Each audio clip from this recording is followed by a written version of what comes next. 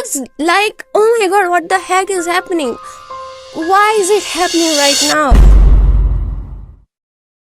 Moving out for college, it's a ritual everybody must follow. So I did the same. But it wasn't like anything that they show in movies. I have been tricked. Instead of me having fun and enjoying the life, I was instead stuck with two crazy roommates. Let's call one dickhead and second go to hell, because seriously I hate them. So before starting the story, let me give you a little background. So I was actually struggling financially, but I had to move out, and I moved out to a really expensive city. Their living cost was very high, so I had to find a really cheap apartment. So I got this 2 BHK apartment, and the thing was 2 people were already living there, means the 2 rooms were already occupied. So the hall was left, and they were like, you can stay in hall, and like, yeah, we will just share the money and stuff like that. I was like, okay, I mean, I want somewhere to stay, so I was like, fine, I can compromise a bit. Dick had told me that I will have to give less money because I'm staying in hall, and I was like, cool, that sounds great. But no, I had to give the exact same money as everybody else. And see, okay, I'm not complaining, fine, like whatever. But there was this go to hell girl. She was really picking fight with me. Like, she didn't leave a single moment to not argue with me or to blame me for anything. She hated me for real. I had to stay there, so I was tolerating all this because I didn't have anywhere to go and I was struggling financially. And the rent there was really low, so I just had to make compromise. I was like, fine, I think this will just, stop after some time, or I will just ignore her. But she wasn't in the mood. Like, she wanted to pick on me in every freaking step, like even my breathing used to annoy her. So she was 4 years older than me, means she had a job, and because of her job she had to get up at 5 in the morning. And I was in the hall, so the kitchen and hall, everything was attached and there was no door. So whenever she goes in kitchen, she used to turn on the lights, and that light was directly falling on my face. And then she used to make food, and she used to make so much noise, like so much noise while making food, and the pressure cooker, because of that my sleep was disturbed every time.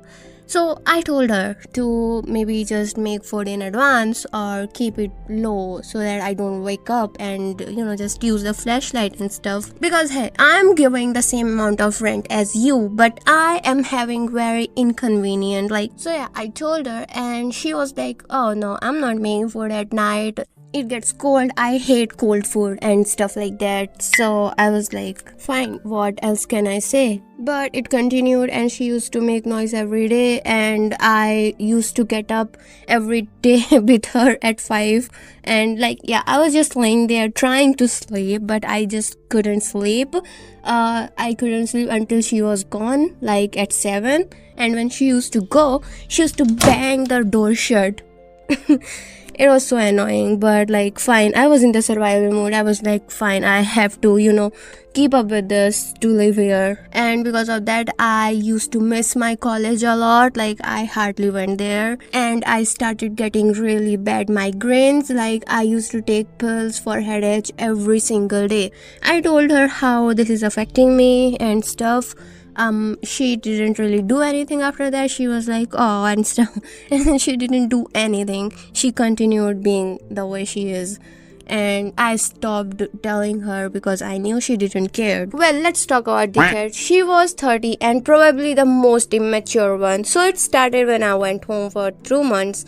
And of course, I didn't use any electricity and water, but they were still asking me to give half of the bill, and I said no because I didn't use anything. So Dickhead asked me to remove all the food from her refrigerator, and of course my ego is big, so I took all the things out from her fridge. And yeah, then few weeks later she went her home and came back after 1 month, and I was like, okay, so now it's time to pay the bills, you should pay your half. But the audacity, she said she's not gonna pay, and she went to her room banging the door shut. And that's when Go to Hell told me, it's okay, let's just not ask her because she is doing too much drama. And I was like, no, nobody said that when it was my turn. So I'm not gonna leave it. And I don't know what happened to her. The cat came from her room and grabbed my wrist and pulled me to face her. And she started shouting at my face. And she was like, I'll let you live here. I did so much for you. I let you use my refrigerator. And I was like, bro, I'm not the only one using the refrigerator.